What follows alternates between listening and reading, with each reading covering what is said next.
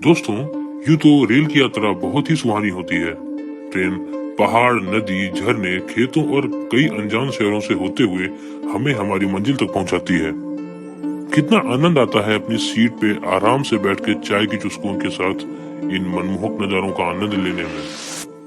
पर क्या आपने कभी सोचा कि कभी इन्हीं मनमोहक नजारों में शहर और घनी आबादी से दूर आप फंस जाए तो क्या होगा? जब रात में आप सो रहे होते हैं और ट्रेन तेज रफ्तार से कई वीरानों को चीरती चली जाती है, उन वीरानों में आप फंस जाएं तो क्या होगा? कुछ ऐसा ही हुआ दिनांक 24 जून 2014 को ट्रेन नंबर 12236 नई दिल्ली डिब्रूगढ़ टाउन राजधानी एक्सप्रेस के साथ। राजधानी एक्सप्रेस अपने निर्धारित समय सुबह के 9:30 बजे पर दिल्ली से डिब्रूगढ़ के लिए रवाना होती है।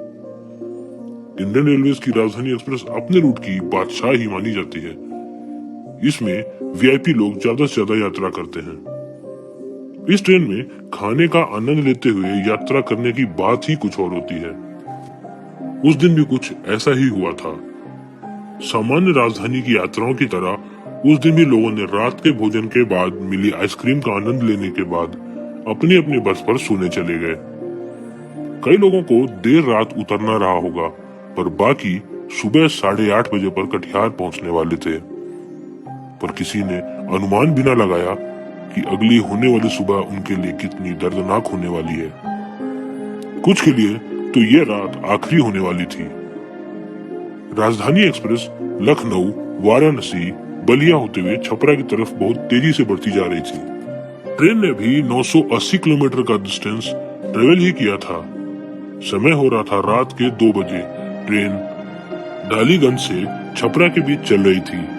तेज रफ्तार से दौड़ रही ट्रेन के नीचे अचानक से एक जोर के धमाके की आवाज होती है और तेज रफ्तार ट्रेन के 12 कोचेस पटरी से उतर जाते हैं। चारों तरफ चीख पुकार मच जाती है। ट्रेन में लगभग 900 यात्री सवार थे। हादसे के बाद जिनमें से 3 यात्रियों की मौके पर ही मौत हो जाती है और कईयों को गंभीर चोटें आती हैं।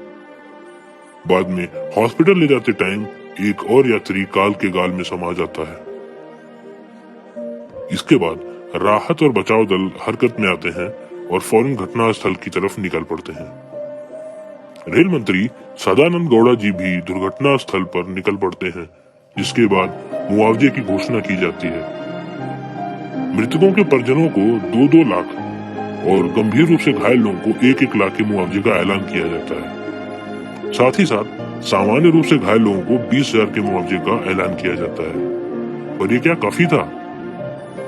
हादसे के कारणों का पता चलना तो अभी बाकी ही था। कुछ चश्मदीदों का मानना था कि एक जोर के ब्लास्ट की आवाज आई थी, जिसके बाद ट्रेन डिरेल हो गई। जब ये हादसा हुआ उसके कुछ ही दिन पहले माओवादी पार्टी ने सुरक्षा बलों को हटाए जाने की मांग रखने के साथ ही बंद का ऐलान किया था। डिब्रूगढ़ राजधानी के डिरेल होने के साथ साथ घटना स्थल से 60 किलोमीटर दूर एक और गुड्स ट्रेन भी डिरेल हो गई थी। अब पूरी तरह से यही माना जा रहा था कि यह घटना माओइस्ट द्वारा ही अंजाम दी गई है। घटना स्थल से 25 किलोमीटर दूर रेलवे लाइन पर एक टाइम बॉम्ब भी बरामद हुआ। जहां गुड्स ट्रेन डिरेल हुई वहां ब्लास्ट होने की खबर की पुष्टि हुई। गुड्स ट्रेन को बॉम्ब से ही डिरेल किया गया था, क्योंकि घटना स्थल पर 10 फीट चौड़ा गड्ढा और विस्फोट के अवशेष मिले थे। वहीं दूसरी तरफ राजधानी एक्सप्रेस के ड्राइवर ने किसी भी तरह के विस्फोट से सीधा नकार दिया, क्योंकि अगर विस्फोट हुआ होता तो घटना स्थल पर बम के अवशेष जरूर मिलते। इस घटना से कुछ साल पहले एक हादसे में माओइस्ट द्वारा ट्रेन डिरेल की गई थी, जिसमें बाद में माओइस्ट संगठन ने अपनी गलती मानते हुए ये स्वीकारा कि उनका उद्देश्य पैसेंजर ट्रेन को डिरेल करना बिल्कुल नहीं था। बजाय इसके उनका उद्देश्य था गुड्स ट्रेन को डिरेल करना, जबकि पैसेंजर ट्रेन समय से पहले आ गई। अब कहीं ना कहीं ये बात तो साफ हो चुकी थी कि ये घटना किसी तरह की लापरवाही का नतीजा था। कमिश्नर ऑफ रेलवे सेफ्टी ने भी किसी तरह के बम ब्लास्ट की संभावना से सीधा नकार दिया और जांच में लग गए। सामान्य मत यह है कि ट्रेन के हादसे के पीछे पुअर ट्रैक मेंटेनेंस जिम्मेदार था। तेज रफ्तार ट्रेन जब इससे गुजरी तो ट्रेन के कोच एक के बाद एक डिरेल हो गए।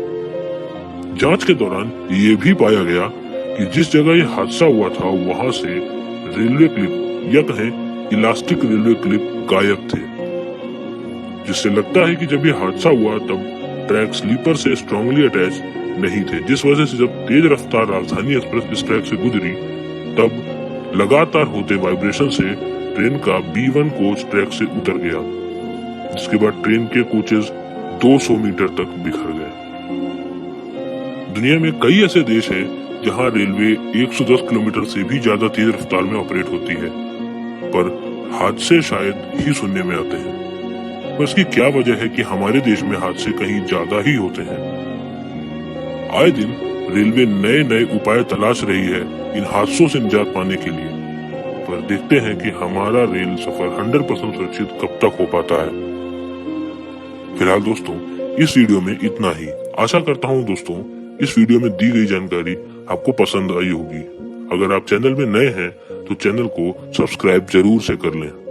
वीडियो अच्छा लगा है तो लाइक जरूर से करें और इस रेल हादसे के बारे में आपका क्या विचार है कमेंट सेक्शन में जरूर बताएं।